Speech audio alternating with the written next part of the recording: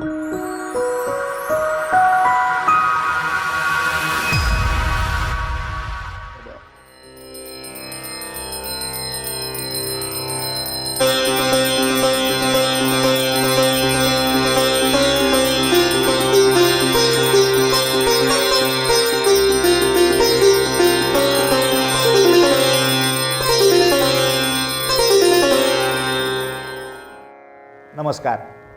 कीर्तन विश्व आणि विश्व मराठी परिषद यांच्या संयुक्त विद्यमाने आरंभलेल्या या अधिक मास विशेष प्रवचन सत्रामध्ये आपणा सर्वांचं हार्दिक स्वागत.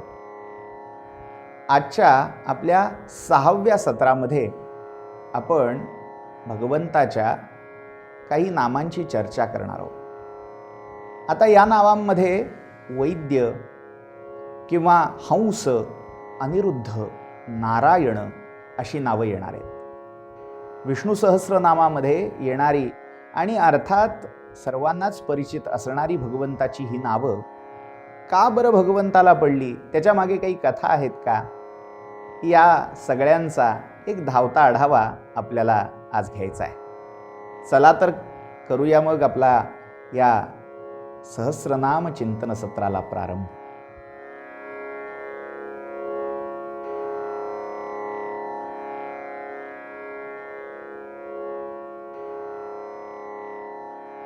ओंकार माद्यं प्रवदन्ति संतो वाचश्रुतीनामपि यं गृह्णन्ति गजाननं देवगणानताङ्घ्रिं भजेऽहमर्धेन्दुकृतावतंसं. नमस्ते शारदे देवी सरस्वतीमतिप्रदे वसत्वं मम जिह्वाग्रे सर्वविद्याप्रदा भव. व्यासाय विष्णुरूपाय व्यासरूपाय विष्णवे नमो वै ब्रह्मनिधये वासिष्ठाय नमो नमः. वन्दे गुरुपदद्वन्द्वम् अवाङ्मनसगोचरं रक्तगौरप्रभामिश्रम् अतर्क्यं त्रैपुरं महः. योऽन्तः प्रविश्य मम वाचमिमां प्रसुप्तां सञ्जीवयत्यखिलशक्तिधरस्वधाम्ना. अन्यांश्च हस्तचरणश्रवणत्वगादीन् प्राणान्नमो भगवते पुरुषाय तुभ्यम्.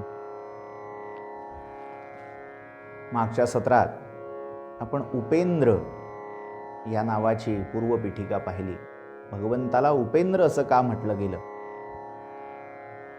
आज आपण स्वीकारलेल्या क्रमामध्ये जे पहिलं नाव आहे 164व्या क्रमांकाचं हे नाव आहे वैद्य.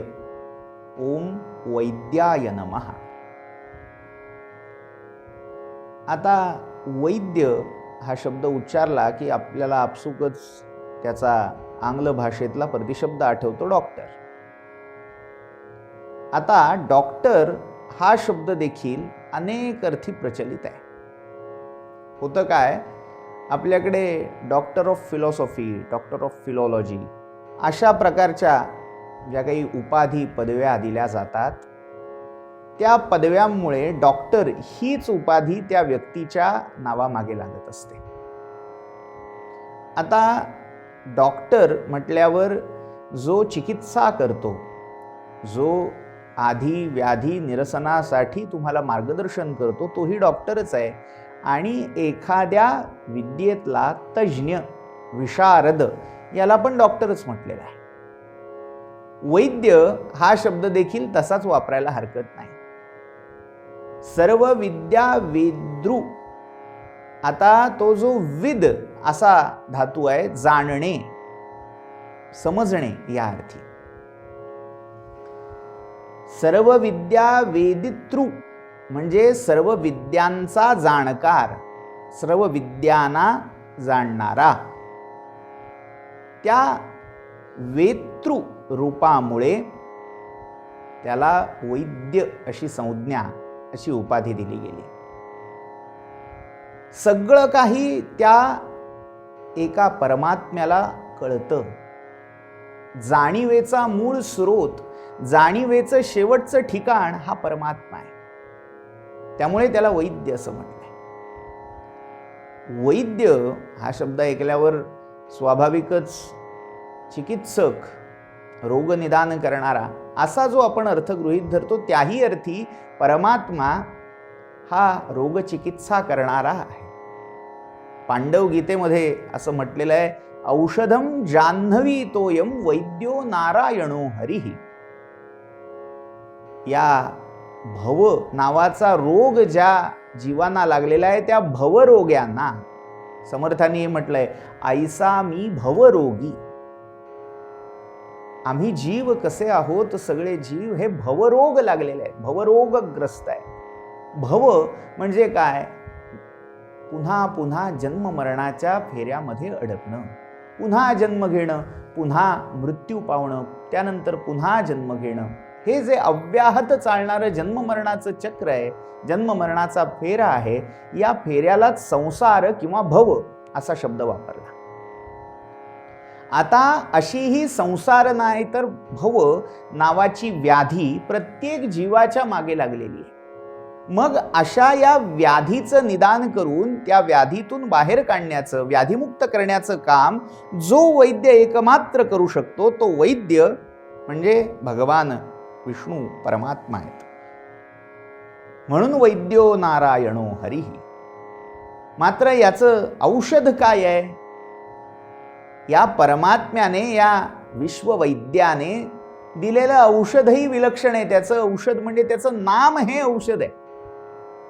भगवंत जर वैद्य आहे तर त्या वैद्याने कोणती मात्रा तुम्हाला चाटायला दिली, कोणतं औषध तुम्हाला घ्यायला प्यायला दिलं, तर ती मात्रा, ते औषध म्हणजे त्याचं नाम हे औषध आहे. आता तुम्हाला वाटेल ही एक अर्थवादात्मक भूमिका आहे. आपल्याला ज्या विषयाचं महात्म्य सांगायचंय तो विषय, ते तत्व कसं सर्वश्रेष्ठ आहे, सर्वोत्कृष्ट आहे, अन्य बाकीच्या गोष्टींपेक्षा त्याचं प्राधान्य कसं आहे, याला अर्थवाद असं म्हणतात. प्राशस्त्य निंदान्यतर वाक्यम अर्थवाद, हा असं लक्षण त्या अर्थवादाचं मीमांसा शास्त्रानं केलेलं आहे. एखाद्या गोष्टीची प्रशस्ती किंवा निंदा, आत्यंतिक प्रशस्ती किंवा आत्यंतिक निंदा असं करणं, म्हणजे जी गोष्ट चांगली आहे त्याच्याकडे व्यक्तीने प्रवृत्त व्हावं यासाठी सांगितलेलं वाक्य प्रशस्ती करायची, तोही अर्थवाद. किंवा एखादी गोष्ट वाईट आहे, धर्मबाह्य आहे, मग तिकडे माणसाने फिरकू नये, त्याचा विचारही मनात आणू नये, यासाठी त्याची निंदा करायची, आत्यंतिक निंदा करायची, हेटाळणी करायची, तोही अर्थवाद आहे. मग इथे भगवन नाम हे आपलं प्रतिपाद्य आहे, ते ग्राह्य आहे, ते सेव्य आहे, ते भजनीय आहे असं सांगण्यासाठी ही मंडळी वारंवार त्याचं महत्त्व, त्याचं महात्म्य, ज्याला हिंदीत बढा चढा के कहना असं म्हणता येईल. थोडक्यात खूप मीठ मसाला लावून ते महात्म्य सांगितलं जातंय का? अतिशयोक्ती केली जाते का? अवास्तव असं काही सांगितलं जातंय का? असा स्वाभाविक अनेकांना संशय इथे येतो की हे उगीच नाम महात्म्य सांगितलेलं आहे. खरं म्हणजे हे नाम महात्म्य असं आहे असं मानणं, खोटं आहे असं मानणं, अतिरेकी, अतिशयोक्ती पूर्ण आहे असं मानणं हा एक नामापराध आहे. पद्मपुराणामध्ये नामस्मरण किंवा नामजप करत असताना कोणत्या गोष्टी टाळायच्या आहेत हे सांगत असताना 10 अपराध सांगितले, 10 नामापराध. सन्निंदा सती नाम वैभव कथा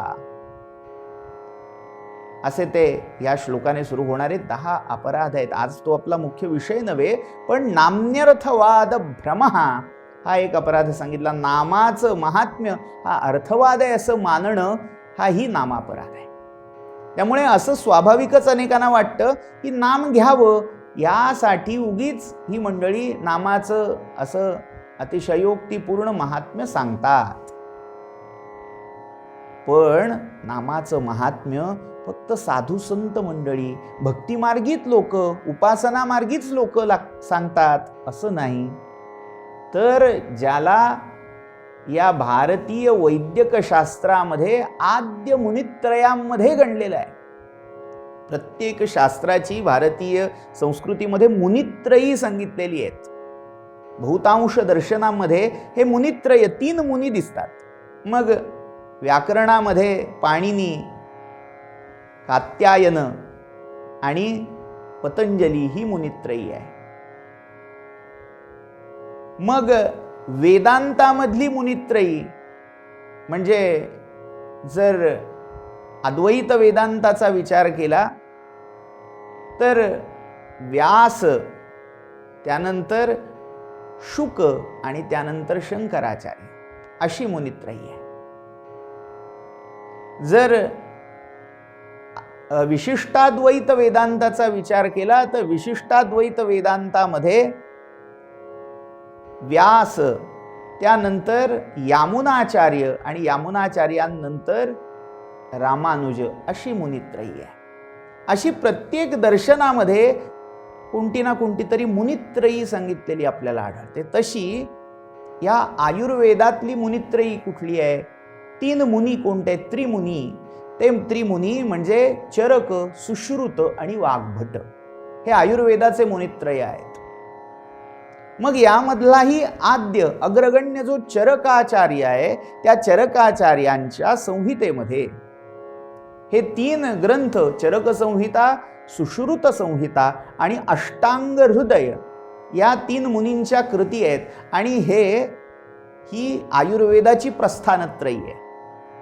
तर या प्रस्थानत्रयीमध्ये सुद्धा जिला अग्रगण्य स्थान आहे अशा चरक संहितेमधल्या चिकित्सा स्थानामध्ये चरकाचार्य आपल्याला सांगतायत, म्हणजे कोणी भक्ताने, कोण्या उपासकाने किंवा वैष्णवाने सांगितलेलं तत्व म्हणून नव्हे, तर एका वैद्यकशास्त्र धुरंधराने सांगितलेलं विधान म्हणून याचं औचित्य, महत्व जास्ती असं मला वाटतं.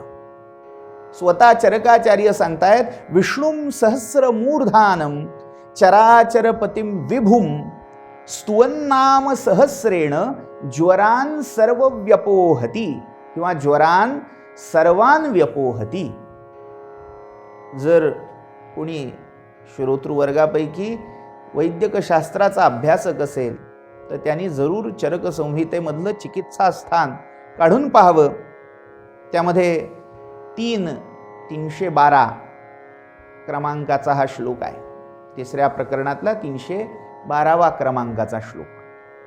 यावर चक्रपाणी दत्त नावाचा जो टीकाकार आहे, याची आयुर्वेद दीपिका नावाची टीका आहे. या टीकेमध्ये हा चक्रपाणी सांगतो, सहस्रमूर्धानम इति सहस्रशीर्षा इत्यादी वेद प्रतिपादितम नाम सहस्रेण इत्यादी महाभारतोक्त नाम साहस्रम.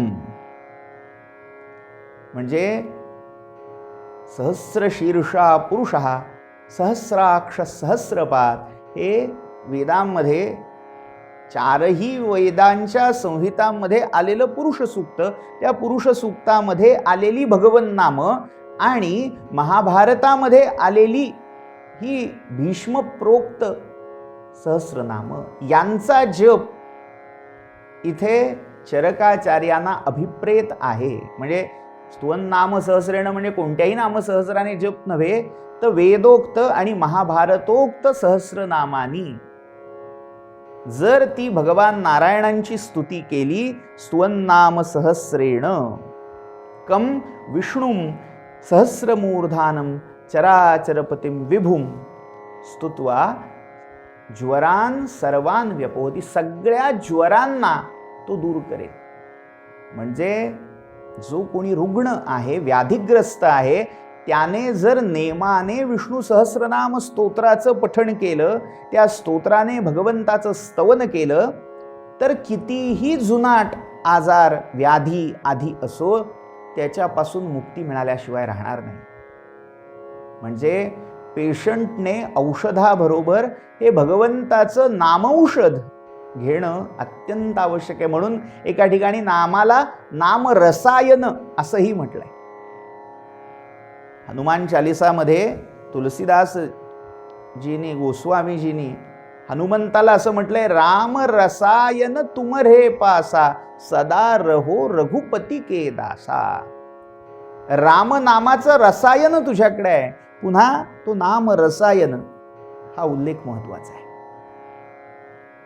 हे भगवंताचं नाम एक प्रकारचं रसायन आहे, औषध आहे. आणि ते औषध जो ग्रहण करील त्याची मग भौतिक भवव्याधी असो, मानसिक काम क्रोध लोभ मोह मदमत्सर इत्यादी विकार, षड्रिपू ज्यांना म्हटलं जातं, त्या मानसिक आधी असतील, त्या सगळ्यांचं निवारण हे सहस्रनाम स्तोत्र करेल. सांगायचं कारण असं, त्या भगवंताचं एक नाव वैद्य हे आहे.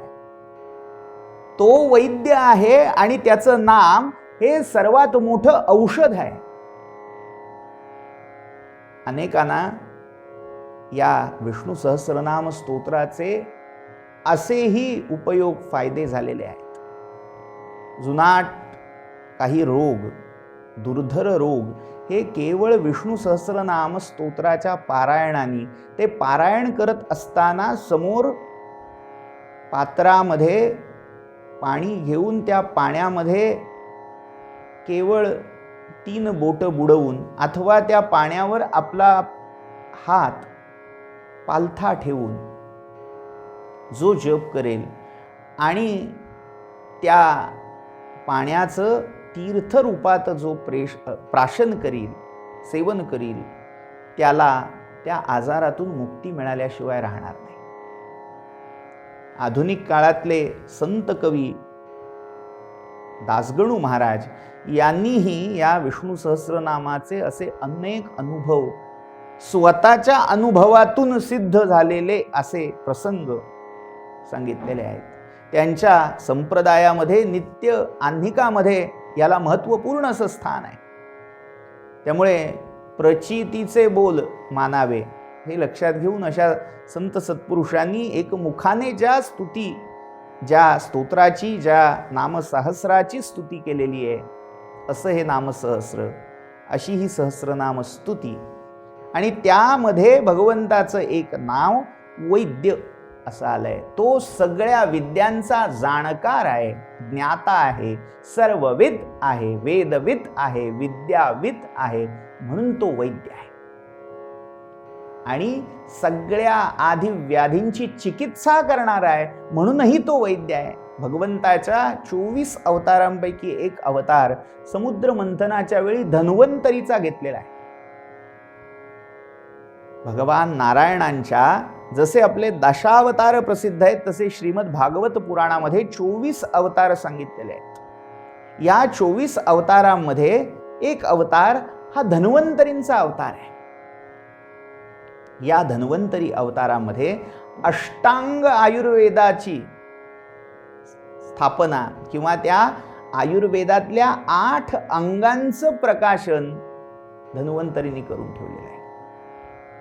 मग याच्यामध्ये वेगवेगळ्या, ज्याला आज आपण स्पेशलायझेशन म्हणतो, मेडिकल क्षेत्रामधलं त्या आयुर्वेद किंवा ज्याला आपण स्वास्थ्य विज्ञान असं म्हणूया, कारण आयुर्वेद म्हटल्यावर आज अनेकांची गाडी त्या एका चिकित्सा पद्धतीवर येऊन अडकते. मात्र मुळात आयुर्वेद याचा अर्थ कोणतीही चिकित्सा पद्धती असा होऊ शकतो. जी गोष्ट तुमच्या आयुष्याशी, दीर्घायुष्याशी, स्वास्थ्याशी संबंधित आहे, ती गोष्ट आयुर्वेद आहे. मात्र आज एका विशिष्ट चिकित्सा पद्धतीपुरतंच आयुर्वेद हे नाव वापरलं जातं, बाकीच्या पॅथी वेगळ्या मानल्या जातात. त्यामुळे पुन्हा स्वास्थ्य विज्ञान असा आपण शब्द वापरूया. त्यामध्ये या सगळ्या चिकित्सेमध्ये जे वेगवेगळे प्रांत आहेत, जे वेगवेगळे विभाग आहेत, म्हणजे मग आपलं जो हृदय विकार तज्ज्ञ आहे तो वेगळा आहे, मस्तिष्क विकार म्हणजे मेंदूशी संबंधित, नेत्ररोग तज्ज्ञ आहेत, नाक कान घसा ENT स्पेशालिस्ट वेगळे आहेत, मग अस्थिरोग तज्ज्ञ वेगळे आहेत. अशी जी वेगवेगळी कंपार्टमेंट्स याच्यात पाडलेली आहेत, विभाग पाडलेले आहेत. किंवा मग लहान मुलांसाठी, ज्याला कौमार भृत्य तंत्र असं म्हटलंय, लहान मुलांचे बालरोग त्या संबंधी आहे. तर अशा वेगवेगळ्या चिकित्सा पद्धतींचा मिळून अष्टांग आयुर्वेद हा ज्यांनी सर्वप्रथम या लोकी प्रचलित केला तो भगवान नारायणांचा अवतार धन्वंतरी, जो साक्षात देववैद्य म्हणून प्रसिद्ध आहे, ज्याने अमृताचं रसायन आणून या देवांची, या सृष्टीची चिकित्सा केली, ते भगवान धन्वंतरी, ते वैद्य आहेत, आदि वैद्य आहेत, म्हणून वैद्य हे त्यांचं नाव आहे. देवलोकातले वैद्य हे अश्विनी कुमार आहेत, तर भूमितलावरचे मनुष्य लोकातले आदि वैद्य हे धन्वंतरी आहेत. या धन्वंतरींकडून हे चिकित्सा शास्त्र चरक सुश्रुतादी आचार्यांना किंवा पुनर्वसु आत्रेय आदी आचार्यांना प्राप्त झाले. त्यामुळे पृथ्वी लोकावरचे आदि वैद्य धन्वंतरी हे विष्णुरूप असल्यामुळे भगवान नारायणांचं एक नाव वैद्य आहे. ओम वैद्याय नमः. पुढचं नाव माधवाय नमः हे आहे, 167वं नाव. आता हे नाव अनेक वेळा विष्णू सहस्रनाम स्तोत्रात येतं, पुंडरीकाक्ष या नावाप्रमाणेच. जवळजवळ 3 ते 4 वेळा तरी किमान हे नाव पुनरावृत्त झालेलं आहे. मागच्या सत्रात सांगितल्याप्रमाणे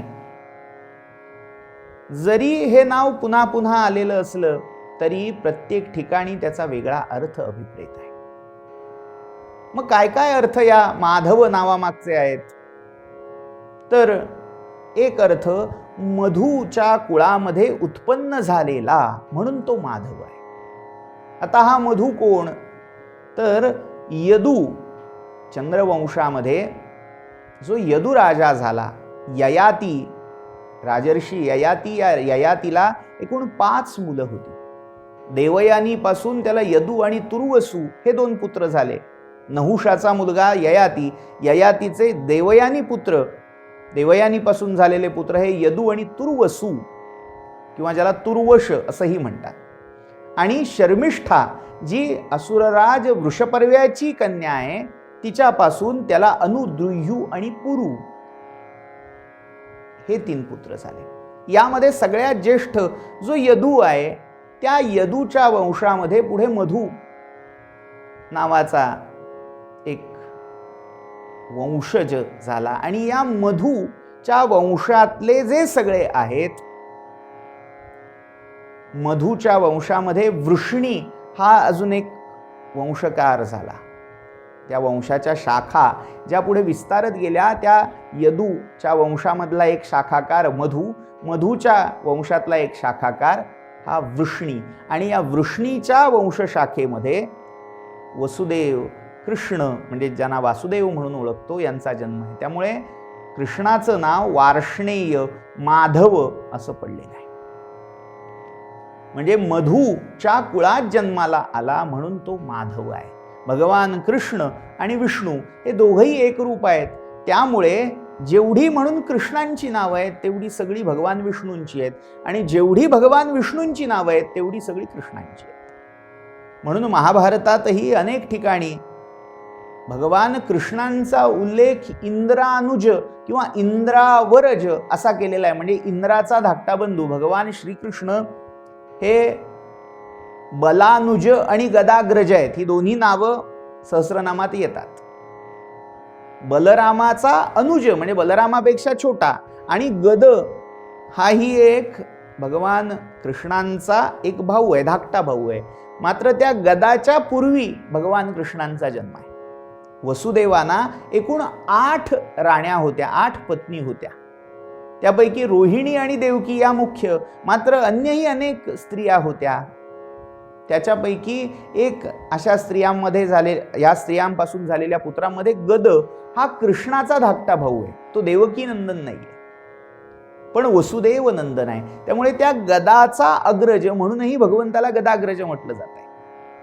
तर अशा या मधूच्या कुळात, यदूच्या कुळात जन्मलेले, यदूच्या कुळात जन्मले म्हणून यादव, मधूच्या कुळात जन्मले म्हणून माधव, वृष्णीच्या कुळात जन्मले म्हणून वार्ष्णेय, वसुदेवाचे पुत्र म्हणून वासुदेव, अशी ही वेगवेगळ्या नामांची गोत्र संज्ञेच्या दृष्टीने केलेली संगती आहे. मधूपासून जन्मलेला माधव. मग दुसरा माधव शब्दाचा अर्थ, अनेक वेळा हे नाव आलंय असं आपण म्हणतो, तेव्हा दुसऱ्या ठिकाणी काय अर्थ आहे तर मा या शब्दाचा अर्थ माया किंवा महालक्ष्मी असा आहे. मा म्हणजे लक्ष्मी किंवा मा म्हणजे माया. या मा सा माया, जी नाही पण आहे अशी वाटते ती माया आहे. त्यामुळे त्या मायेलाच मा किंवा त्या माये आदी माया स्वरूपिणी जी महालक्ष्मी आहे तिला मा असं म्हटलेलं आहे. मा म्हणजे महालक्ष्मी किंवा महामाया, तिचा धव या शब्दाचा अर्थ पती असा आहे. त्यामुळे जो त्या योग मायेचा, आदी मायेचा किंवा महालक्ष्मीचा पती आहे, धव आहे, तो माधव म्हणून ओळखला गेला. म्हणजे त्या महालक्ष्मीच्या पतीला माधव अशीच संज्ञा दिलेली आहे. भारतामध्ये जशी 12 ज्योतिर्लिंग प्रसिद्ध आहेत, 51 किंवा 108 शक्तिपीठ प्रसिद्ध आहेत, तशी भगवान विष्णूंची 12 माधव क्षेत्र प्रसिद्ध आहेत. सेतु हिमाचल हे 12 माधव पसरलेले आहेत. त्यामधले प्रख्यात काही माधव म्हणजे प्रयागला वेणी माधव हे स्थान आहे. काशी म्हणजे ज्याला आपण वाराणसी, अभिमुक्त, आनंद कानन म्हणून ओळखतो, तिथे भगवान विष्णूंचं एक रूप बिंदू माधव म्हणून प्रसिद्ध आहे. वेणी माधव, बिंदू माधव. दक्षिणेमध्ये पिठापूर आहे आंध्रमध्ये, त्या पिठापुरी कुंती माधव या रूपान भगवान विष्णू प्रतिष्ठित आहेत. रामेश्वर क्षेत्री सेतू माधव, आपल्याकडे थोर इतिहासकार होऊन गेले सेतू माधवराव पगडी, ते सेतू माधव हे नाव त्या रामसेतू म्हणजे रामेश्वरम क्षेत्री असणाऱ्या माधवाचं, विष्णूंचं आहे. सेतू माधव आहेत. असे अनेक माधव पूर्ण भारतभूमीमध्ये पसरलेले आहेत. माधव हे विष्णूंचं मुख्य नाव आहे. माधव या शब्दाचा अजून एक शब्दकोशातला अर्थ वसंत ऋतू असाही आहे. ज्याच्यामध्ये माधुर्य, मधु म्हणजे गोडवा सामावलेला आहे, तो माधव. वसंत ऋतू किंवा त्या वसंतामध्ये येणाऱ्या वैशाख महिन्यालाही माधव अशी संज्ञा आहे. मधु आणि माधव, मधु म्हणजे चैत्र, माधव म्हणजे वैशाख. तर कालचक्र रूप असल्यामुळे वैशाख काय आणि वसंत ऋतू काय, या दोन्ही भगवंताच्याच विभूती आहेत. भगवंताचे सगळ्यात जास्त अवतार हे वैशाख मासात झालेले आहेत 12 महिन्यापैकी. म्हणजे जर क्रमाने पाहिलं तर वैशाख शुद्ध तृतीया, त्या तृतीयेला भगवान नारायणांचा भार्गव राम अवतार, परशुराम अवतार झालेला आहे. किंवा वैशाख शुद्ध पौर्णिमेला बौद्धावतार झालेला आहे. किंवा अन्य काही अवतार पाहायचे झाले तर वैशाख पौर्णिमेला कूर्मावतार भगवंतांनी धारण केलेला आहे. त्यामुळे दशावतारापैकी 3 अवतार केवळ एका या वैशाख महिन्यात झाले. त्यामुळे हा विष्णुप्रिय मास असं म्हणायला हरकत नाही. पूर्वीच्या काळी 4 वर्षातले असे 4 महिने विशिष्ट मानले जायचे, ज्या महिन्यामध्ये केली जाणारी स्नान ही विशेष पुण्यदायी मानली जायची. त्याच्यामध्ये वर्षारंभी म्हणजे वर्षाच्या पहिल्या महिन्यापैकी केलं जाणारं वैशाख स्नान, दुसरं आहे ते कार्तिकातलं स्नान, कार्तिक स्नान, तिसरं आहे ते मार्गशीर्ष स्नान आणि चौथं आहे ते माघ स्नान. अशा 4 महिन्यात विशेष स्नान पर्वणी सांगितल्या गेल्या. तर त्यामध्येही अग्रक्रम हा वैशाख मासाला आहे. त्यामुळे वैशाख मास आणि त्या मासामध्ये असणाऱ्या वसंत ऋतूंना भगवंताची विभूती, भगवंताचे प्रिय मानल्यामुळे त्या दोघांची नावंही भगवंताची नावं म्हणून मानली गेली. म्हणूनही तो माधव आहे. बरं, मधु या शब्दाचा अर्थ गोडवा, गोडी, माधुर्य असा केलेला आहे. त्यामुळे ज्याच्या स्वरूपामध्ये ते माधुर्य, ती मधुता, स्वादुता तो गोडवा सामावलेला आहे, तो माधव आहे. म्हणून वल्लभाचार्यांनी भगवान पुरुषोत्तम कृष्णाचं वर्णन करताना जे स्तोत्र रचलंय, स्तोत्राचं नावच मुळी मधुराष्टक आहे. अधरम मधुरम वदनम मधुरम. त्या परमात्म्याचं सगळं काही, मग श्वसितम मधुरम, हसितम मधुरम, वमनम मधुरम, जे तो काही दाखवतो करतो ते सगळं काही, सगळ्या लीला मधुराधिपते रखिलम मधुरम.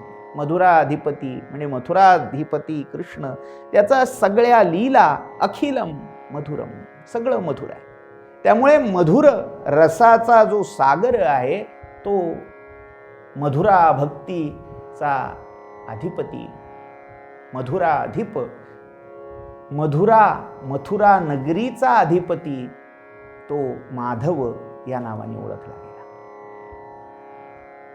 मधु नावाचा एक राक्षसही होऊन गेला. हा मधु, 2 मधु राक्षस एकूण पुराणात प्रसिद्ध आहेत. एक मधु आणि कैटभ हा विश्वाच्याही आरंभकाळी झालेला त्यातला मधु, आणि दुसरा मधु हा रामायण काळामध्ये लवणासुराचा बाप, लवणासुराचा जन्मदाता म्हणून प्रसिद्ध आहे, जो रावणाच्या समकालीन होता. तर त्या मधूच्या क्षेत्राला मधुरापुरी म्हणून ते मथुरा हे नाव पडलं. त्याच्यापासून पुढे माथुर जनपद प्रसिद्ध झाला. शौरसेन असं त्याला म्हणायचे त्या प्रांताला. तर त्या प्रांतात म्हणजे त्या मधु राक्षसाच्या प्रांतात ज्याने आपली नगरी, ज्याने वास्तव्य केलं, अधिवास कल्पिला, तो देखील माधव आहे.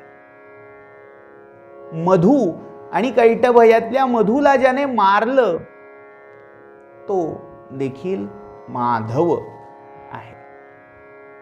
त्यामुळे अशा अनेक प्रकारे माधव या शब्दाच्या व्युत्पत्ती, त्याची फोड करता येते. त्यामुळे भगवंताला माधवाय नमः असं म्हणून नमस्कार केलाय. पुढचं नाव ओम अनिरुद्धाय नमः. 185व्या क्रमांकाचं हे नाव आहे.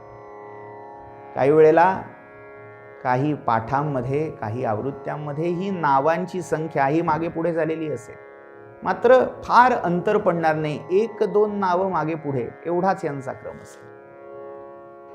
त्याचं कारण पाठभेद एवढंच देता येईल. तर आताचं नाव हे अनिरुद्ध असं आपण पाहतोय. अनिरुद्धाय नमः. आपण पाहिलं की भगवंताचं चतुर्व्यूह रूप, या चतुर्व्यूह रूपामध्ये वासुदेव, संकर्षण, प्रद्युम्न आणि अनिरुद्ध हे 4 व्यूह आहेत. त्याच्यामध्ये अभिमान, अहंकाराचं प्रतिरूप म्हणजे हा अनिरुद्ध आहे. भगवान श्रीकृष्णांच्या नातवाचं नाव देखील अनिरुद्ध आहे. अनिरुद्ध या शब्दाची फोड जर आपण केली तर जो निरुद्ध होत नाही, जो कधी अडत नाही, जो अप्रतिहत, अप्रतिरथ असतो, तो अनिरुद्ध आहे. निरुद्ध, रुद्ध असा धातू आहे. अडवणे, अडकवणे, थांबवणे अशा अर्थी. आपण म्हणतो गती अवरोधक म्हणजे काय? स्पीड ब्रेकर, थांबवतो, जो गती असलेल्या वाहनाला अडवतो, थांबवतो. माझ्या मार्गामध्ये अवरोध उत्पन्न करू नकोस असं आपण म्हणतो. म्हणजे काय? मला अडवू नकोस, थांबवू नकोस. तर निरुद्ध, रुद्ध या शब्दाचा अर्थ अडणे, पूर्णपणे थांबणे, अडकणे, याला निरुद्ध असं म्हटलंय. आणि जो कधीही कुठेही अडकत नाही, गोवला जात नाही, थांबत नाही, तो अनिरुद्ध आहे. या यौगिक दृष्टीने, यौगिक अर्थाच्या अनुसंधानाने आपण या नामाचे चिंतन करूया. भगवान श्रीकृष्णांचा पौत्र अनिरुद्ध, चतुर्व्यूहापैकी 4था व्यूह अनिरुद्ध, म्हणून परमात्म्याचं नाव अनिरुद्ध आहे हे मान्य आहे. मात्र अनिरुद्ध या पदाचा नेमका अर्थ काय? तर आपण जे सगळे जीव, मनुष्य आहोत, या सगळ्यांची गती कुठे ना कुठेतरी अवरुद्ध होतीये. आपल्याला कुठेतरी जाऊन थांबायला लागतंय. एक डेड एंड येतोय, जिथे गेल्यावर आपल्या शरीराची, आपल्या मनाची, आपल्या बुद्धीची, आपल्या विचारांची नव्हे नव्हे आपल्या चेतनेचीही गती कुंठित होऊन जाते. आपण थांबतो तिथे. श्रीमद भागवत पुराणामध्ये आणि हरिवंशामध्ये एक कथा आहे. कथा अशी आहे, द्वारकेमध्ये भगवान श्रीकृष्णांचे पिता वसुदेव यांनी अश्वमेध यज्ञाचं आयोजन केलेलं आहे. आणि या अश्वमेध यज्ञाच्या आयोजनामध्ये गुंतलेले असताना द्वारकाधीश श्रीकृष्णांच्या द्वारात एक दीनहीन असा ब्राह्मण येऊन दाखल झाला. दिनवाणा झालेला हा ब्राह्मण आपलं गाऱ्हाण मांडायला कृष्णांकडे आला होता. त्याचं म्हणणं असं होतं, मला आजवर अनेक पुत्र प्राप्त झाले, मात्र सगळे अल्पायुषी ठरले. पुत्र जन्माला आला की थोड्याच वेळात तो गतप्राण होतो. आणि नुसता गतप्राण नाही तर त्याचा देह देखील मिळत नाही. कुठली तरी एक अशी अतिमानवी अमानवी शक्ती आहे जी माझ्या मुलांना पळवून नेते. आणि जर यादवांच्या सत्तेमध्ये, यादवांच्या राजवटीमध्ये असं होत असेल तर हे अपयश हा दुर्लौकिक यादवांचा आहे. राज्यामध्ये, शासनामध्ये जी काही त्रुटी राहते, जे काही लौकिक किंवा अलौकिक प्रसंग घडतात, त्यामागे राजाची पुण्याई किंवा राजाचं पाप दडलेलं असतं. त्यामुळे ज्या अर्थी माझी मुलं जी निष्पाप होती, निष्कलंक होती, अशा जन्मजात अर्भकांचा मृत्यू होतोय, अपहरण होतंय, त्या अर्थी हे राजाचं पाप असलं पाहिजे. त्यामुळे सगळा दोष त्याने श्रीकृष्णांना आणि यादव जे गणराज्य होतं त्याच्या सत्ताधीशांना दिला. आता श्रीकृष्ण तर यज्ञाच्या गडबडीत अडकले होते. त्यामुळे त्यांच्याकडे यज्ञाच्या निमित्ताने आलेला कृष्णसखा अर्जुन, हा अर्जुन या ब्राह्मणाचं सगळं बोलणं गाऱ्हाण ऐकून घेत होता. आणि क्षणात त्याने मागचा पुढचा विचार न करता प्रतिज्ञा केली, हे विप्रवर्या, तू काळजी करू नकोस. यापुढे तुझं जे अपत्य होईल त्याच्या रक्षणाची जबाबदारी हमी मी घेतो. प्रत्यक्ष काळ, प्रत्यक्ष यमराज जरी आले तरी तुझ्या पुत्राचं रक्षण मी करीन, असं अभिवचन मी देतो. प्रतिज्ञा केली. आणि एवढं बोलून थांबेल तो अर्जुन कसला? अर्जुन म्हणाला, जर हे करण्यात मी असमर्थ झालो तर मी अग्निकाष्ठ भक्षण करीन, अशी भीषण प्रतिज्ञा अर्जुनाने उच्चारली. जेव्हा हा सगळा प्रसंग कृष्णांच्या कानावर गेला, कृष्ण फक्त हसले. ठीक आहे म्हणाले, बघू पुढचं पुढे. आता झालं असं, या ब्राह्मणाची स्त्री गर्भवती राहिली. 9 महिने भरले, यथाकाली प्रसूत झाली, पुत्र झाला. मात्र यावेळी अर्जुन त्या ब्राह्मणाच्या कुटीराचं रक्षण करायला तिथे उभा होता. कुठल्या अदृश्य शक्तीने या बालकाचं अपहरण करू नये किंवा त्याला मारू नये, यासाठी अर्जुनाने आपल्या दिव्यास्त्रांचा एक पिंजरा, एक सुरक्षा कवच, ज्याला पंजर असं म्हटलं जातं, तो या ब्राह्मणाच्या कुटीराभोवती स्थापित केला. अस्त्र पंजरामध्ये सुरक्षित अशी ही ब्राह्मणाची कुटी असून देखील काही क्षणातच ते ब्राह्मणाचं अर्भक जन्मून गतप्राण झालं आणि क्षणात दिसेनासं झालं. आता अर्जुनाची नामुष्की होती. आपली प्रतिज्ञा आपल्याला पूर्ण करता आली नाही, या जाणीवेने, या आत्मग्लानीने, आजच्या भाषेत ज्याला गिल्ट म्हणूया, त्या गिल्टीनेसमुळे या अर्जुनाने आत्मदहन करण्याचा विचार केला, अग्नी प्रज्वलित केला. आणि इतक्यात भगवान श्रीकृष्ण तिथे आले. ते म्हणाले, अर्जुना, वेडेपणा करू नकोस, तुला त्या ब्राह्मणाचे पुत्र परत आणायचेत का? तर चल माझ्या बरोबर. असं म्हणून भगवान श्रीकृष्णांनी रथ सज्ज केला. रथात स्वतः आरूढ झाले, अर्जुनाला घेतलं आणि हा रथ पश्चिमेच्या दिशेने भरधाव सुटला. आता हा रथ जेव्हा पश्चिमेकडे जातोय, पश्चिमेला संस्कृतमध्ये अपर असं म्हटलेलं आहे, अपर दिशा. या अपरा दिशेला जेव्हा हा भगवंताचा रथ निघाला, खरं तर अपर दिशेला केवळ समुद्र आहे, क्षार समुद्र आहे. आपण आज त्याला अरबी समुद्र म्हणून ओळखतो. तर असा समुद्र असताना त्या समुद्रावरूनही भगवंताचा रथ अप्रतिहत अनिरुद्ध गतीने चालत राहिला. कुठेही अडचण आली नाही, कुठेही थांबावं लागलं नाही. त्या सागराच्या जलपृष्ठावरून देखील तो रथ चालला. म्हणून भगवंत अनिरुद्ध आहे, ज्याला कुठेही थांबावं लागत नाही. पृथ्वी, आप, तेज, वायू, आकाश या पंचमहाभूतांवर ज्याची अप्रतिहत अशी सत्ता आहे, या पाचही महाभूतात जो अनिरुद्ध गतीने संचार करू शकतो असा परमात्मा आहे, म्हणून त्याला अनिरुद्ध म्हटले. पुढे असं झालं, या पश्चिम दिशेच्या शेवटच्या सीमेवर अफाट पसरलेला असा अंधाराचा सागर होता, अंधकार होता. तिथे येऊन हा रथ थांबला. मात्र तेव्हा भगवंतानी आपलं सुदर्शन प्रेरित केलं आणि त्या सुदर्शनाच्या त्या ज्वाळांनी प्रकाश केला आणि त्या ज्वाला प्रकाशामध्ये रथाची मार्गक्रमणा सुरू झाली आणि अखेर त्या नारायणांच्या श्वेतद्वीपामध्ये जाऊन हा रथ थांबला. तिथे आदिपुरुष भगवान नारायणांचं दर्शन, ज्याला परमपुरुष विराट पुरुष म्हणून म्हटलेलं आहे, त्यांचं दर्शन या नरनारायणांच्या अंशातून उत्पन्न झालेल्या कृष्णार्जुनांनी केलं. आणि नारायणांनी तेव्हा सांगितलं, मीच त्या ब्राह्मणाची सगळी अपत्य माझ्या लोकी आणली, कारण मला तुम्हाला भेटायचं होतं. या मिशाने तुमची भेट व्हावी अशी माझी योजना होती. आणि ती ब्राह्मणाची अर्भक अपत्य ज्या वयोवस्थेत असताना लुप्त झाली होती, त्याच वयोवस्थेची अर्जुन आणि कृष्णाच्या स्वाधीन भगवंतांनी केली.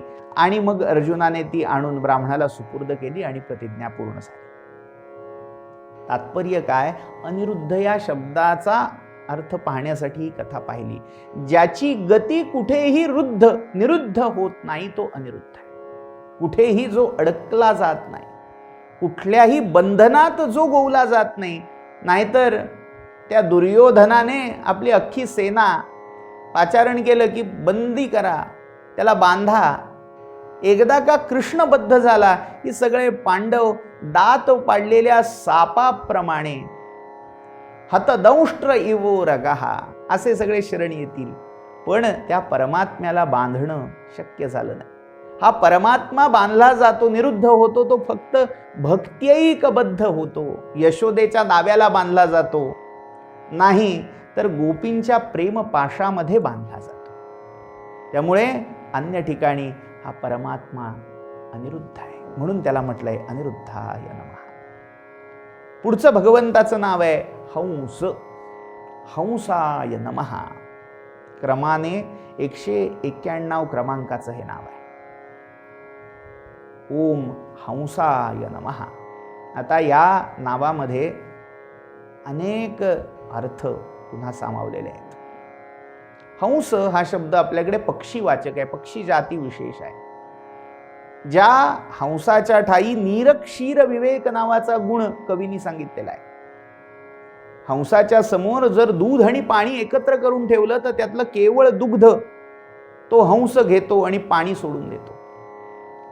म्हणजे हंस हा पक्षी निरक्षीर विवेकाचं, सद असत, नित्य अनित्य वस्तू विवेकाचं प्रतीक म्हणून सांगितलं गेलं आहे.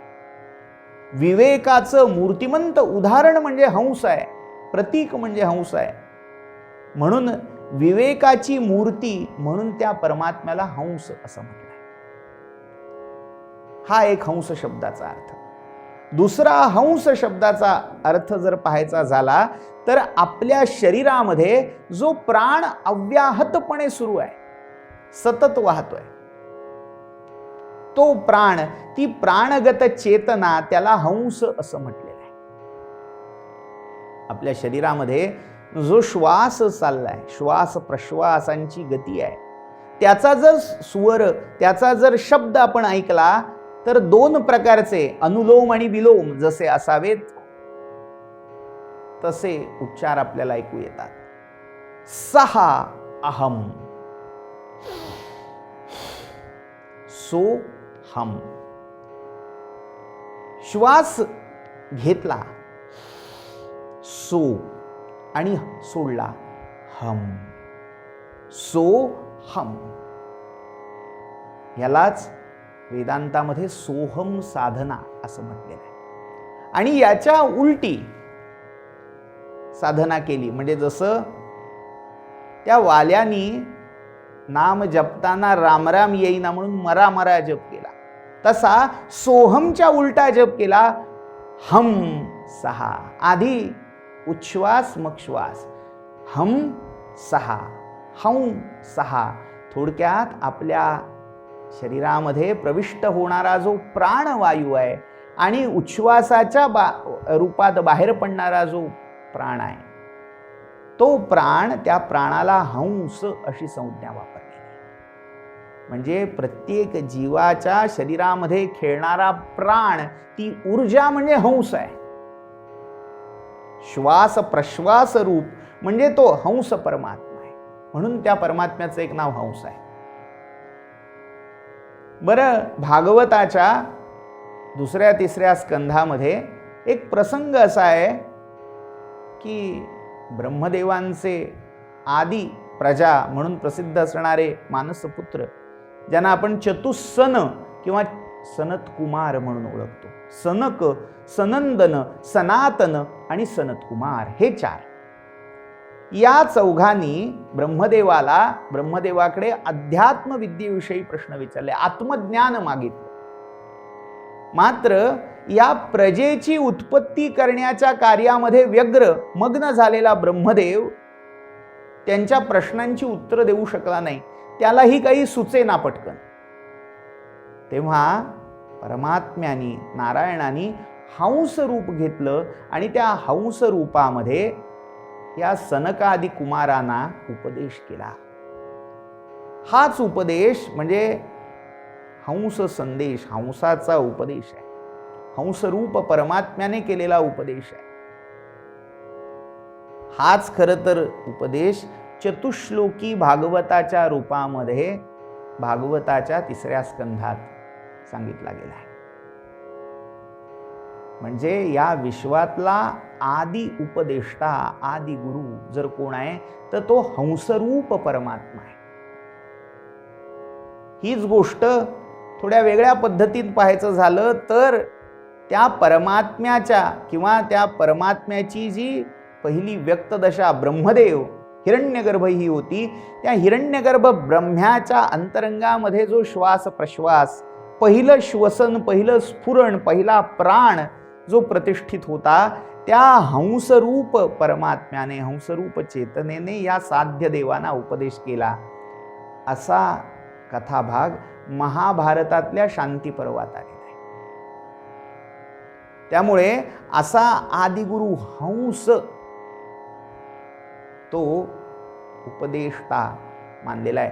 त्यामुळे वेदांत संप्रदायामध्ये जो निंबार्क संप्रदाय आहे, ज्याला भेदाभेद किंवा द्वैताद्वैत सिद्धांत म्हणून ओळखलं जातं, त्या संप्रदायाचे आदी प्रवर्तक कोण असतील तर ते हंस परमात्मा असं मानलं जातं. हंसापासून तो आत्मबोध सनत कुमारांना झाला. सनत कुमारांनी हा आत्मबोध नारदांना दिला आणि नारदांकडून हे तत्वज्ञान पुढे शिष्य परंपरेने चालत चालत अखेर निंबार्काचार्यांपर्यंत आले. तो वैष्णवातला 4था संप्रदाय, ज्याला कौमार संप्रदाय म्हणून ओळखलं जातं, त्या कौमार संप्रदायाचे आदी प्रवर्तक हे हंसरूप परमात्मरूप आहे. हंसावतार हा भागवतातल्या 24 अवतारांपैकी एक सांगितला ते हंस. अजून एक या हंस शब्दाची नामाची संगती लावायची झाली तर आपल्याकडे संन्याशांचे 4 प्रकार आहेत. त्या 4 प्रकारांमध्ये कुटीचक, बहुदक आणि शेवटचे 2 महत्वाचे हंस आणि परमहंस हे आहेत. आता त्या संन्याशालाही हंस किंवा परमहंस म्हटलं जात आहे. त्याचं कारण या विश्वामध्ये ग्राह्य काय आहे, अग्राह्य काय आहे. परमात्मा हा नित्य आहे, तो ग्राह्य आहे, आणि जगत हे जड आहे, अग्राह्य आहे, अनित्य आहे. त्यामुळे ते त्याज्य आहे. हा विवेक या यतींना, संन्याश्यांना, दंड धारण करणाऱ्या त्या परिव्राजकांना होतो, म्हणून त्यांना हंस, परमहंस अशा उपाधी प्राप्त होतात. आणि दुसरी उक्ती संन्यास संप्रदायामध्ये, संन्यास मार्गामध्ये प्रचलित आहे, दंडग्रहण मात्रेण नरो नारायणो भवेत. एकदा का दंड धारणा केली, एकदा का संन्यास घेतला की तो नर, तो मनुष्य राहतच नाही, तो नारायण रूप होऊन जातो. त्यामुळे ही संन्यास रूप, यतिरूप अशा ज्या विभूती आहेत त्या सगळ्यांचा मूळ, सगळ्यांचं मूल स्थान हा हंसरूप परमात्मा आहे. म्हणून त्याला हंसाय नमः असं म्हणून नमस्कार केलेला आहे. पुढचं नाम हे सगळ्यात परिचित प्रचलित नाव म्हणजे नारायणाय नमः. ओम नारायणाय नमः. 24 नावामध्येही हे येतं. केशवाय नमः दुसरंच नाव आहे, नारायणाय नमः.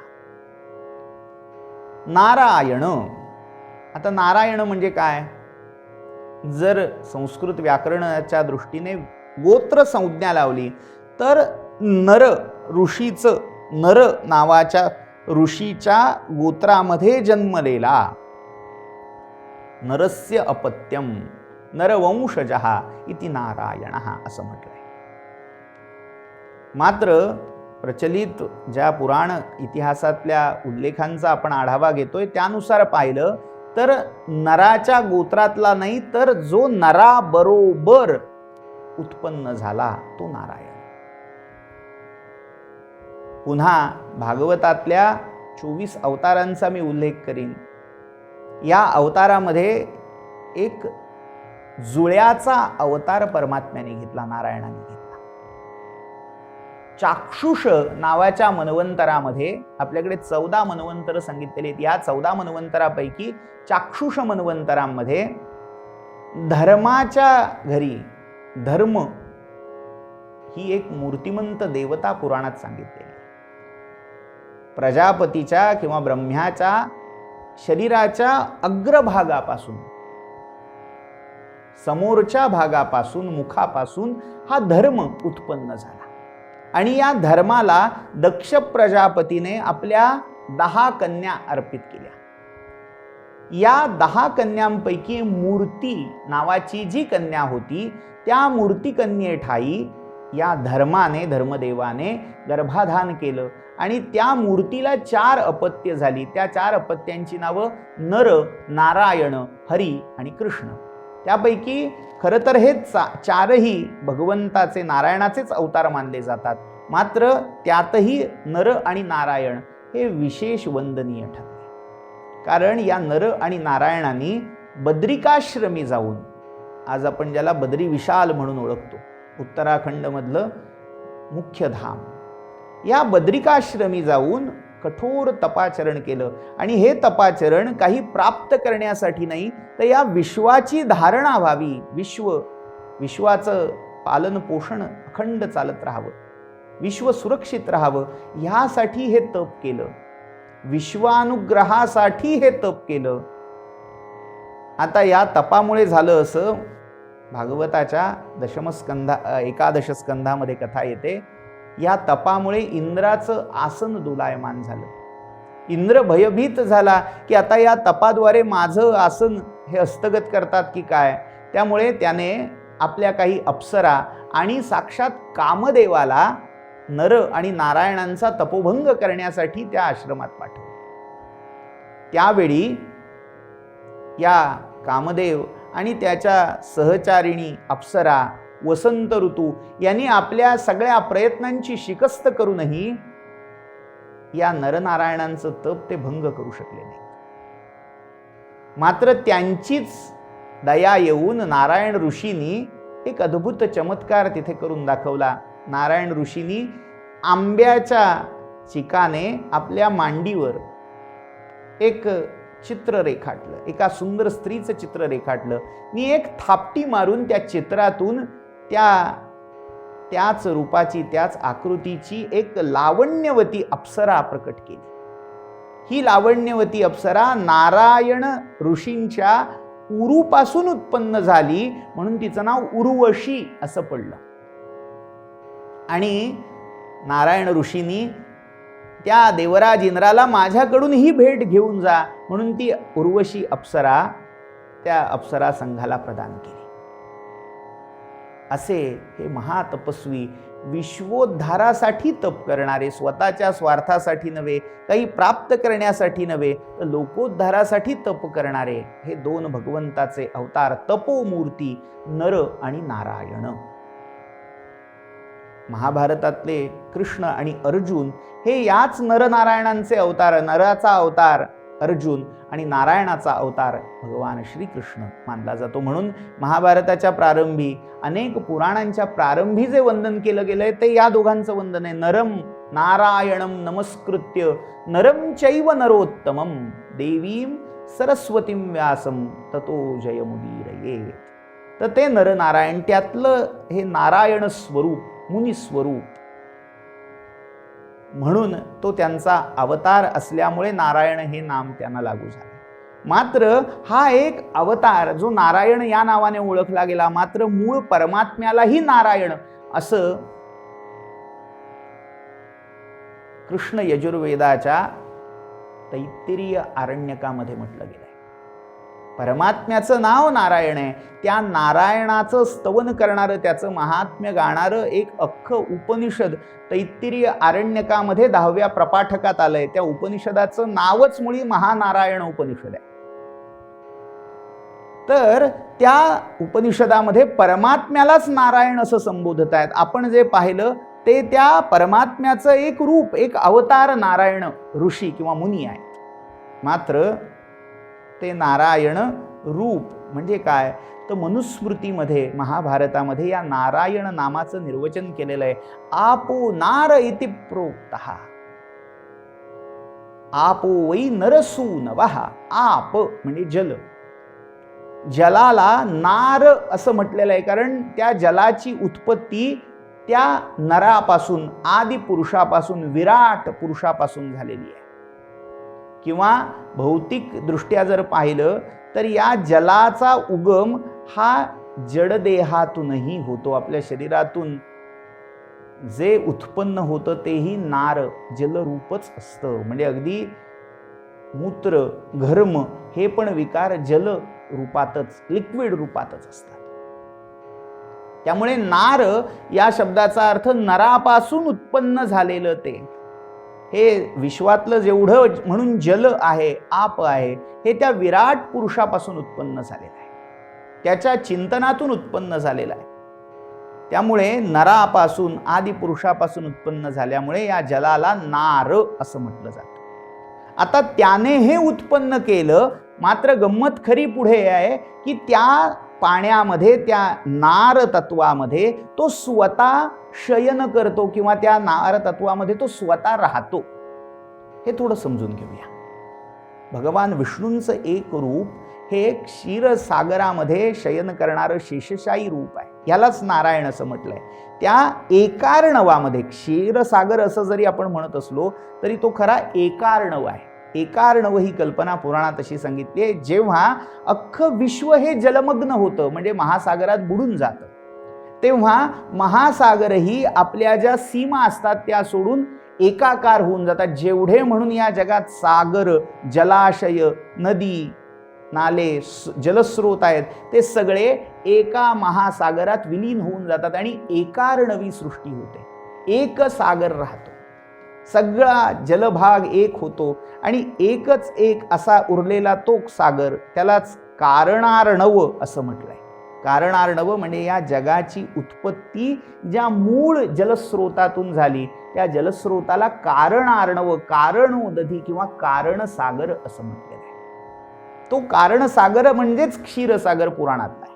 आणि त्यामध्ये जेव्हा सगळे जीव त्या हिरण्यगर्भ ब्रह्म्यामध्ये विलीन होतात तेव्हा तो ब्रह्मा देखील त्या नारायणाच्या आत जाऊन लय पावतो, प्रलय होतो. रुद्र म्हणजे साक्षात काळ देखील त्या नारायणाच्या रूपामध्ये विलीन होतो आणि तेव्हा या अखंड विश्वामध्ये एकटा तो नारायण परमपुरुष परमात्मा उरतो. आणि तो या विश्वाला, त्या ऊर्जेला शेष रूपामध्ये, शेष या शब्दाचा अर्थ शिल्लक, हे विश्व वजा केलं, शिल्लक काय राहते, बाकी काय राहते, तर ती ऊर्जा, ज्याला आपण आधुनिक विज्ञानाच्या भाषेत एनर्जी असं म्हणतो. भौतिक विज्ञानाचं सूत्र आहे, एनर्जी, ऊर्जा ही उत्पन्नही करता येत नाही आणि ती नष्टही करता येत नाही. त्यामुळे शेष राहते, शिल्लक राहते ती ऊर्जा. आणि त्या ऊर्जेला कुंडलाकार, सर्पिलाकार करून त्या शेषशय्येवर हा आत्मरूप नारायण शयन करतो. त्यामुळे तो त्या नार जलामध्ये शयन करतो. ते त्याचं अयन, ते त्याचं निवासस्थान असतं, आश्रयस्थान असतं, गंतव्य असतं, म्हणून त्याला नाव नारायण पडलं. तदस्य अयनम प्रोक्तम, याचं म्हणजे या परमात्म्याचं अयन, गंतव्य, अयन हा शब्द आपण आधी पाहिला. गंतव्य, गती, मार्ग या अनेक अर्थी अयन हा शब्द आहे. ते ज्याचं निवासस्थान आहे तो परमात्मा नारायण या नावाने ओळखला गेला. अजून याचा एक संकेत असा आहे की आपण जर मनुष्याची उत्पत्ती, प्रजननाची प्रक्रिया पाहिली तर हा जीव म्हणून जो कोणी आहे हा मातेच्या गर्भात जन्म घेतो. मात्र तो मातेच्या गर्भातला जन्म होतो कुठून, तर त्या पुरुषाच्या शरीरातल्या शुक्र नावाच्या धातूपासून. हा शुक्र धातू जलरूप आहे, जलमय आहे, लिक्विड फॉर्ममध्ये. पुन्हा त्याला नार असं म्हणायचं. जेव्हा त्या जलाचा मातेच्या उदरातल्या शोणिताशी, तेजाशी संयोग होतोय, तेव्हा पुन्हा त्या गर्भावस्थेमध्ये त्या जीवाची जी प्रगती, विकास व्हायला लागलाय, जी एक उत्क्रांती व्हायला लागली, त्या एका जलबिंदूच्या रूपापासून तो देहाच्या रूपामध्ये जो परिणत होऊ पाहतोय, ही सगळी अवस्था एका पाण्यामध्ये सुरू आहे. गर्भाच्या पिशवीमध्ये एक द्रव भरलेला आहे, एक जल भरलेला आहे. त्यामुळे त्या गर्भस्थ जीवालाही नारायण असंच म्हटलंय, कारण त्या परमात्मा नारायणाचंच एक अभिन्न रूप हा जीवात्मा आहे, गर्भगत जीव आहे. त्यामुळे त्या नारायणाला गर्भोदकशायी नारायण असं म्हटलंय. नार जल, त्या जलाला अयन करणारा, तिथे निवास करणारा, त्यात राहणारा, त्यातून जाणारा तो जीवात्मा किंवा परमात्मा नारायण या संज्ञेने सांगितला गेला. म्हणून त्याचं नाव, त्याला नमन केलंय ओम नारायणाय नमः या नावाने. पुढचं त्याचं नाव आहे शिपिविष्ट. ओम शिपिविष्टाय नमः. क्रमाचा जर विचार केला तर 273वे हे नाव आहे. हे नाव वैदिक नाव आहे, कारण विष्णू सूक्तामध्ये विष्णूंचं एक गुह्य नाम म्हणून या नामाचा निर्देश केलेला आहे. महाभारतामध्ये देखील शांती पर्वामध्ये उल्लेख असा करतात भगवान विष्णू, कृष्ण, की स्तुत्वा माम शिपिविष्टेती यास्क ऋषी ह्युदारधी. यास्क नावाचा उदार बुद्धीचा ऋषी, त्याने माझं शिपिविष्ट या नावाने स्तवन केलं. आणि निरुक्तम अभिजग्निवान, निरुक्त नावाचं जे वेदांग शास्त्र आहे ते लुप्तप्राय झालं होतं, त्याचा पुनरुद्धार या शिपिविष्ट नावाच्या जपाने, त्याच्या प्रभावाने या यास्काचार्यांनी करून दाखवला. आता शिपिविष्ट याचा अर्थ काय? शिपी, शिपी हा शब्द किरणवाचक आहे, प्रकाशाची किरण. या प्रकाशरूपी किरणामध्ये जो विष्ट, आपण प्रविष्ट, आविष्ट याच्यामध्ये तो विष्ट शब्द वापरतो. विष हा धातू प्रवेश करणे, राहणे या अर्थी आहे, व्यापणे या अर्थी आहे. जो त्या सूर्य किरणांना किंवा प्रकाश किरणांना व्यापून राहतो, त्यामध्ये प्रवेश करून राहतो, म्हणजे त्या किरणांच्या ठाई असणारं तेज तत्व प्रकाश, तो प्रकाश म्हणजे हा परमात्मा आहे. म्हणून त्याला शिपिविष्ट म्हटलंय. किंवा शिपी या शब्दाचा एक अर्थ पशु, जीव, जीवात्मा असा केलाय. त्यामुळे सगळ्या जीवात्म्यांठाई, पशूंच्या ठाई जो आत्मरूपाने, अंतर्यामी रूपाने प्रविष्ट, निविष्ट, आविष्ट झालेला आहे तो शिपिविष्ट आहे. शिपिविष्ट ही एक जीवाची अवस्था देखील आहे. जो जीव कुठल्या तरी आवरणामध्ये दडलेला आहे, झाकोळला गेलेला आहे, लपलेला आहे, कोशामध्ये दडलेला आहे. शिपी म्हणजे जसं मराठीत आपण कोश म्हणतो, शिंपला म्हणतो, त्या बाह्य आवरणामध्ये, बाह्य कोशामध्ये जो दडून गेला आहे, अगदी नाहीसा झाला आहे, तो शिपिविष्ट आहे. म्हणजे या प्रत्येक अस्तित्वाठायी ज्याचं मूळ दडलेलं आहे, जो स्वतः या वेगवेगळ्या रूपांमध्ये असूनही नसल्यासारखा दडलेला आहे. आपण मागे उल्लेख केला होता, जितुके मालक तितुकी नावे, हृदये तितुकी याची गावे, परीन ओळखी कोणी याला दीन अनाथ अनाम. सगळीकडे राहूनही जो नाहीसा आहे, जाणवत नाहीये. कठोपनिषदामध्ये असं म्हटलेलं आहे, वायुर्यथैको भुवनम प्रविष्टः. वायू जसा सगळ्या भुवनामध्ये वास करून आहे, मात्र तो दिसत नाही. काष्ठामध्ये अग्नी वास करून आहे, मात्र केवळ लाकूड पाहून अग्नी आहे असं म्हणता येत नाही. तसा जो या सगळ्या कोशांमध्ये, आता आपल्या देहामध्ये पंचकोश आहेत. तैत्तिरीय उपनिषदामध्ये एक पंचकोशांचं तत्वज्ञान सांगितलंय. प्राणमय, अन्नमय कोश म्हणजे स्थूल देह, प्राणमय कोश, मनोमय कोश, विज्ञानमय कोश, आनंदमय कोश, अशा 5 कोशांच्या पलीकडे जो आत्मरूपाने, आनंदमयाच्याही पलीकडे जो आत्मरूपाने राहिलेला आहे, तो शिपिविष्ट आहे.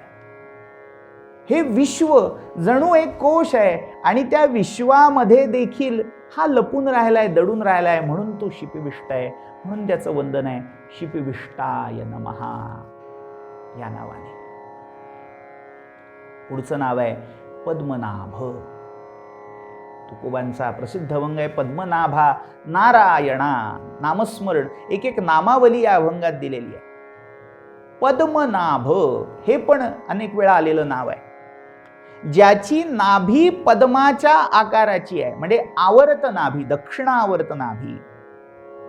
मागे पाहिलेल्या 32 लक्षणांपैकी एक लक्षण आहे, नाभी खोल हवी. म्हणजे कमळाची कर्णिका जशी खोलगट दिसते, तशी पुरुषाची नाभी खोल हवी.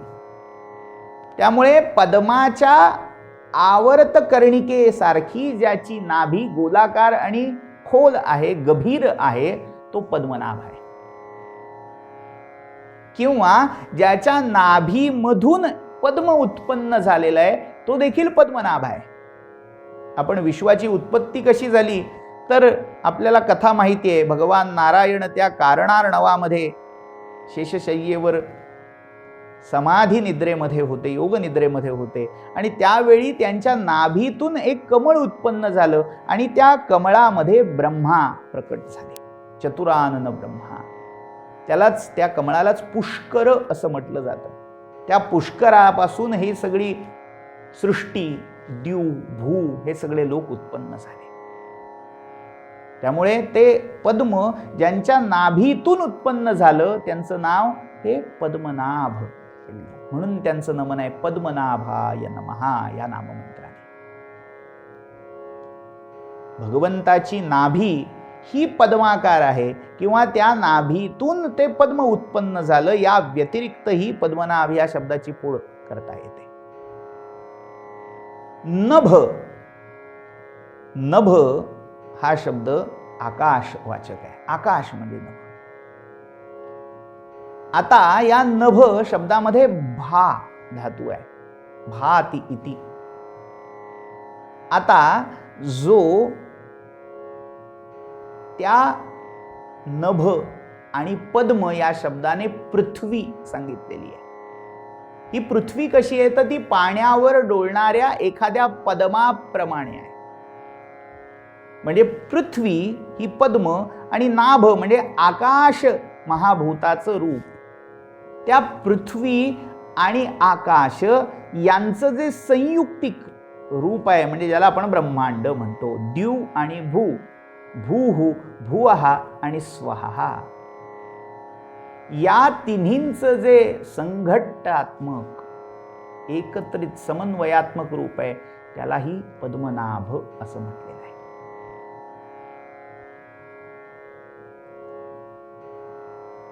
ओम पद्मनाभाय नमः या नावाचा आपण विचार केला. पुढचं नाम हे 354 नाव आहे. नाव आहे गरुडध्वज. ओम गरुडध्वजाय नमः. ध्वज ही एक वेगळी संकल्पना आपल्याला लक्षात घ्यायला लागेल. आपल्याला ध्वज म्हणजे एका दंडावर एका काठीवर एक वस्त्र विशेष लावला जातो, पताका असं म्हणूया, लावली जाते, त्याला आपण ध्वज म्हणतो. पण पूर्वीच्या काळी ध्वज या शब्दाचा अर्थ चिन्ह, प्रतीक, प्रतिमा असा होता. त्यामुळे गरुडध्वज या शब्दाचे अनेक अर्थ आहेत. त्यामध्ये एक अर्थ ज्याच्या रथावरच्या स्तंभावर पताकेवर गरुडाचं चिन्ह आहे तो गरुडध्वज.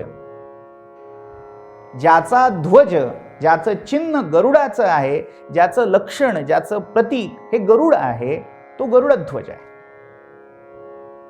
मात्र याचा दुसरा अर्थ गरुड पक्षी हाच ज्याचं चिन्ह झालाय, प्रतीक झालाय. म्हणजे कसं, व्यक्तिशः भगवान श्रीकृष्णांच्या रथाचं चिन्ह किंवा त्यांचा रथावरचा ध्वज हा गरुड ध्वज होता, गरुडाचं चिन्ह होतं.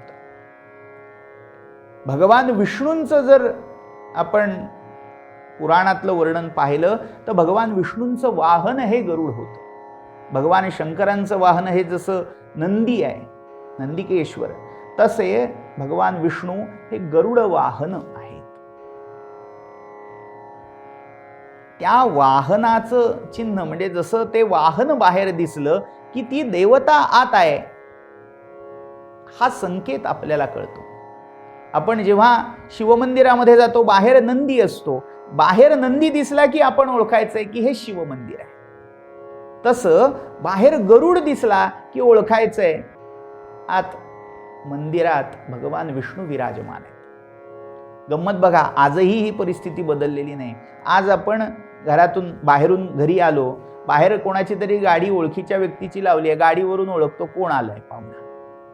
तसं या वाहनावरून त्या देवतेची कल्पना केली जाते. गरुड हे त्याचं वाहन आहे म्हणून त्याला गरुडध्वज म्हटलंय. मात्र याही पुढे जाऊन हा गरुड म्हणजे कोण आहे ह्याचा अर्थ आपल्याला लक्षात घ्यायला लागेल. भागवतामध्ये 8व्या स्कंधात गजेंद्र मोक्ष नावाचं स्तोत्र आहे. गजेंद्र हत्तीने भगवंताची स्तुती केली आहे त्या मगर मिठीतून सुटण्यासाठी.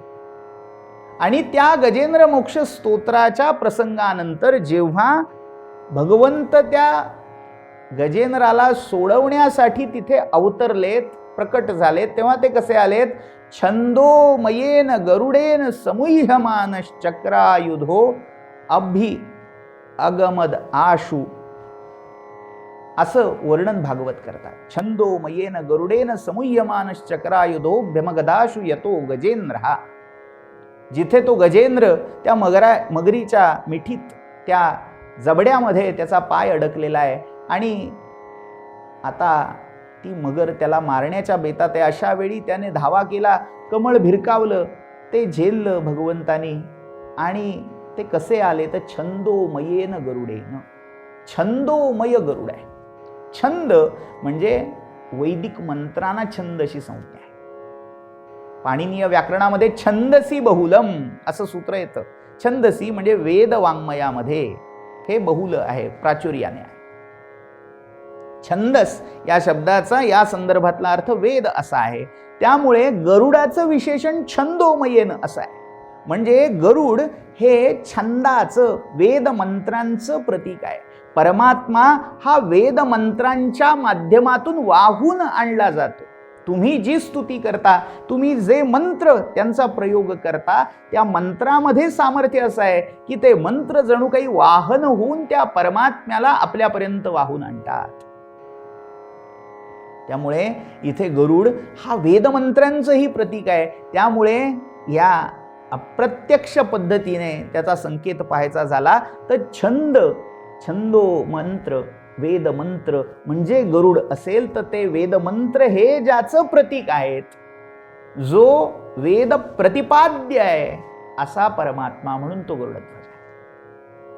पूर्वीच्या काळी जेव्हा मोठमोठे श्रौत याग होत असत तेव्हा त्या सोमयागानंतर पहिला एकदा सोमयाग झाला की अग्निचयनाचा अधिकार त्या यजमानाला मिळत असे. थोडं यज्ञतंत्र आहे, टेक्निकल शब्द आहेत, त्या परिभाषा समजून घेतल्याशिवाय अर्थ कळणार नाही. मात्र केवळ उद्धृत करतोय, माहिती असावं, त्यातला जो कोणी विशारद असेल, जाणकार असेल त्याला हा संकेत कळेल. त्या यज्ञामध्ये अग्निचयन केलं जात असे, चिती तयार केली जात असे. चिती म्हणजे विटांचा एक विशाल आकार केला जाईल आणि हा आकार प्रायः पंख पसरलेल्या गरुडासारखा असेल आणि त्या गरुडाच्या मध्यभागी हिरण्मय पुरुषाची स्थापना आत्मरूप म्हणून केलेली असेल. ही गरुडचिती सुपर्णचिती म्हणून श्रौत सूत्रामध्ये उल्लेखलेली आहे. तर ही चिती अग्निचयनामध्ये जो आकृतिबंध आहे तोही गरुडाचा आहे. त्यामुळे या सुपर्ण गरुड चयनातून जो यज्ञ नारायण अभिव्यक्त झालाय त्या यज्ञ नारायणाचं नाव गरुडध्वज असं आहे. अजून एक नाव विष्णू सहस्रनामात सुपर्ण असंही आहे. त्यामुळे तो सुपर्ण हा शब्द गरुडवाचक आहे. त्यामुळे एवढं सगळं जे विवरण आपण गरुड या तत्वाचं स्वरूपाचं केलं ते त्या सुपर्ण याही नामाच्या अर्थी आपण लावू शकतो. ज्याचे पर्ण म्हणजे पंख हे सुवर्ण सुशोभन आहेत, तेजस्वी आहेत, असा तेजो पक्षी, तेजाचा मूर्तिमंत पक्षी असावा तसा हा गरुड आहे. गरुडाचं दुसरं वैशिष्ट्य असं आहे की तो जीवात्म्याचं प्रतीक आहे. ऊर्ध्व दिशेला उड्डाण करणारा म्हणजे आत्मप्राप्तीच्या मिशाने परमार्थाच्या दृष्टीने सतत उड्डाण करणारा, ऊर्ध्व दिशेने ज्याचं उन्नयन होतंय, उत्क्रांती उत्क्रमण होतंय, तो जीवात्मा हा गरुडाच्या प्रतीकाने सांगितलाय. तो जीवात्मा हेच ज्याचं चिन्ह ध्वज लांछन आहे. लांछन हा दोष या अर्थी शब्द घ्यायचा नाही, चिन्ह या अर्थी घ्यायचा आहे. तर तो जो गरुड ध्वज गरुड चिन्हांकित आहे तो जीवात्म विशिष्ट, जीवात्म्यातून व्यक्त होणारा, जीवात्म्याच्या चिन्हाने दर्शवला गेलेला विष्णू परमात्मा म्हणून त्याला नमन आहे. गरुडध्वजाय नमः या नाममंत्राने. कायेन वाचा मनसेंद्रियैर्वा बुद्ध्यात्मना वा प्रकृते स्वभावात करोमि यद्यत् सकलं परस्मै नारायणायेति समर्पयामि. रामा मी तव दास दास म्हणवी माते कशाचे भय. रामा जाईन ज्या स्थळी सुखघना होईल तेथे जय. रामा या भुवनत्रयी तुझ विणे नाही दुजा तारक. रामा तू सकलार्थ पूर्ण करिसी तू तात मी बालक. जय जय रघुवीर समर्थ. हरि जय जय हरि जय जय